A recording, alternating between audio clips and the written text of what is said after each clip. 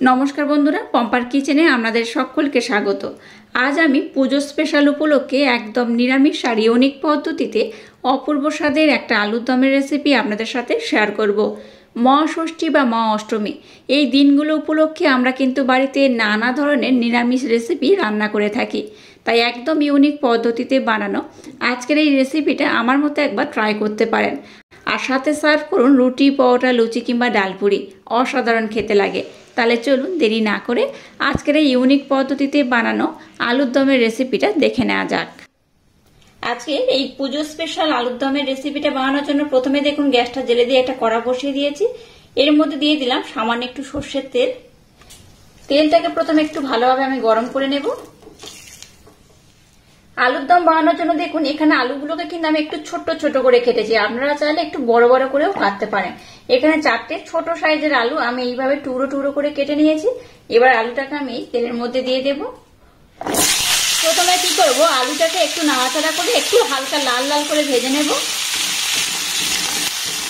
আলুটাকে ভাজতে বসিয়ে দিয়েছি। এবার দেখুন একটা মিক্সির জার আমি নিয়ে নিলাম। এর মধ্যে দিয়ে দেবো 4 থেকে 5টা কাজু বাদাম, দিয়ে দেবো 2 চামচ টক দই। খুব বেশি দরকার নেই, 2 চামচ দিলেই হবে।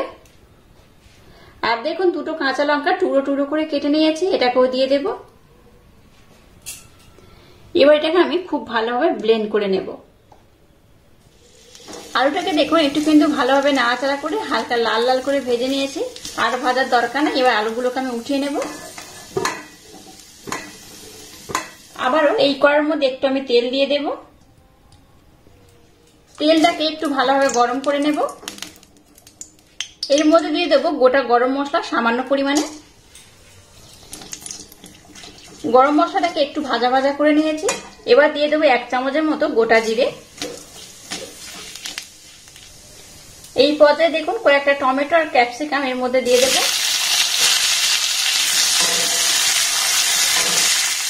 টমেটো আর ক্যাপসিকামটাকে একটু হালকা নাড়াচাড়া করে ভাজতে হবে। খুব বেশি কিন্তু লাল করবে না, একটু নাড়াচাড়া করে ভেজে নিলেই হবে।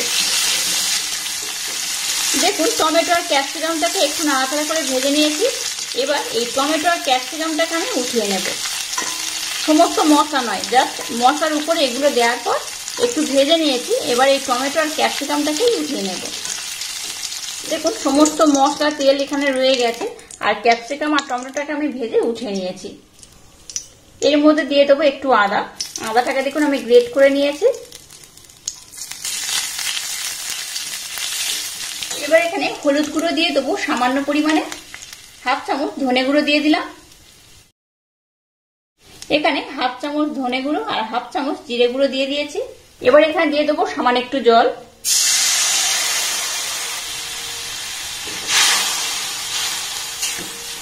গ্যাসের ফ্লেমটাকে লো টু মিডিয়াম দিয়ে এবার এই জলটাকে একটু ভালোভাবে আমি ফুটিয়ে নেব।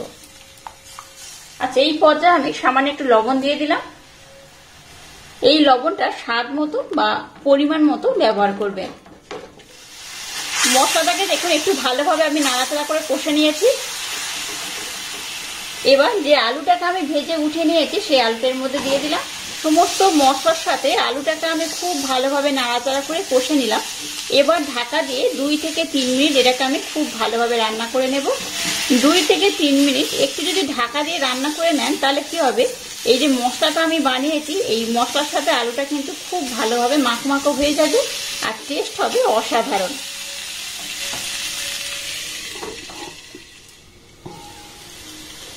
দেখুন খুব ভালোভাবে কিন্তু এটাকে আমি কষে নিয়েছি, দেখে বুঝতেই পারছেন একদম শুকনো হয়ে গেছে আর একদম মাখো হয়ে গেছে। এই রকমই দরকার। এটাকে খুব সুন্দর করে আমি কষে নিয়েছি। এবার টক দই আর কাজু বাদামের যে পেস্ট বানিয়েছি সেটা এখানে দিয়ে দেব। আর মিক্সির জারটা দিয়ে সামান্য একটু জল দিয়ে দেব। আবার এটাকে নাড়াচাড়া করে খুব ভালোভাবে কষে নেব। একদম ইউনিক পদ্ধতিতে বানানো আজকের এই আলুর দমের রেসিপিটা একবার হলেও ট্রাই করবেন।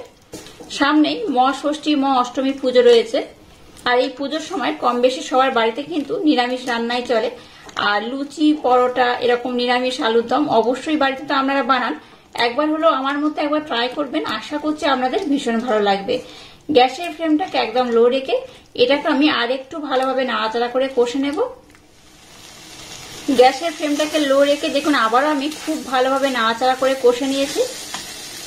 এই পর্যায়ে দিয়ে দেবো গরম জল। চেষ্টা করবেন আলুর দম যখন বানাবেন এখানে গরম জল ব্যবহার করা, তাতে করে কি হবে আলুর দমের স্বাদটা কিন্তু বেশ অনেকটাই বেড়ে যাবে। আচ্ছা, এখানে বলে রাখি আলুর দমটা কিন্তু আমি একদম মাখো মাখো করে বানাবো, তাই জলের পরিমাণটা আমি কম দিলাম। এবার ঢাকা দিয়ে দিয়ে এটাকে আমি খুব ভালোভাবে রান্না করে নেব। আর আপনারা যদি ঝোলের পরিমাণটা একটু বেশি রাখতে চান তাহলে কিন্তু জলের পরিমাণটা একটু বেশি দেবেন। আবারও ঢাকা দিয়ে এটাকে আমি খুব ভালোভাবে রান্না করে নেব। দেখুন গ্যাসের ফ্লেমটাকে একদম লো টু মিডিয়াম দিয়ে আলুর দমটাকে কতটা সুন্দর মাখো মাখো করে নিয়েছি, দেখতেই পাচ্ছেন কত সুন্দর দেখতে হয়েছে। এবার যে টমেটো আর ক্যাপসিকামটাকে ভেজে নিয়েছিলাম সেটা দিয়ে দেব। এটা দিয়ে আর একবার এটাকে একটু নাড়াচাড়া করে আমি ফুটিয়ে নেব, খুব বেশি নয়। এটা দেওয়ার পর আর 1 মিনিট ধরে একটু ফুটিয়ে নিলেই হবে। যেহেতু ক্যাপসিকাম আর এই টমেটোটাকে আমি একটু ভালোভাবে ভেজে নিয়েছিলাম, তাই কিন্তু এটাকে আর খুব বেশি সময় দিয়ে রান্না করার দরকার নেই। এইভাবে একটু নাড়াচাড়া করে কষে নিলেই হবে। একদম শেষে বাড়িতে বানানো একটা স্পেশাল ভাজা মশলা দিয়ে দেব। এখানে রয়েছে গোটা জিরে, গোটা ধনে, মৌরি, রয়েছে তেজপাতা, শুকনো লঙ্কা আর হচ্ছে গোটা গরম মশলা। এই 1 চামচের মতো দিয়ে দিয়েছি। এবার এটাকে আমি আর একবার একটু নাড়াচাড়া করে নেব।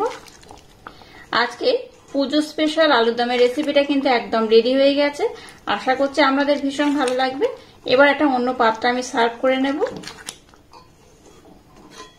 দেখুন আলুর দমটাকে আমি খুব সুন্দর করে বানিয়ে নিয়েছি আর কত সুন্দর দেখতে হয়েছে। দেখুন এটা দেখতে কিন্তু অসাধারণ, খেতে আরো বেশি অপূর্ব।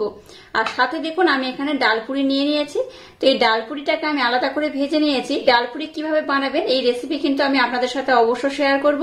আর এই ডালপুরি কিন্তু অসম্ভব মজাদার খেতে হয়।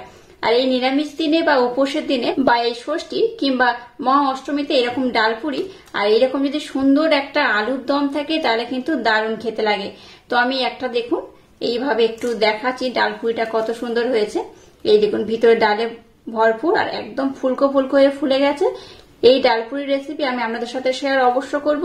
আর একটুখানি এইভাবে কিন্তু আপনারা সার্ভ করতে পারেন এই তরকারির সাথে ডালপুরিটাকে। আশা করছি আপনাদের ভীষণ ভালো লাগবে। আর আজকের এই ইউনিক স্টাইলে আলুর দমের রেসিপিটা যদি আপনাদের ভালো লাগে তাহলে চ্যানেলটাকে লাইক, শেয়ার, কমেন্ট এবং সাবস্ক্রাইব করবেন। আর পাশে থাকা বেল আইকনটা প্রেস করে দেবেন। তাহলে টাটা, আবার দেখা হচ্ছে নতুন কোনো রেসিপি নিয়ে।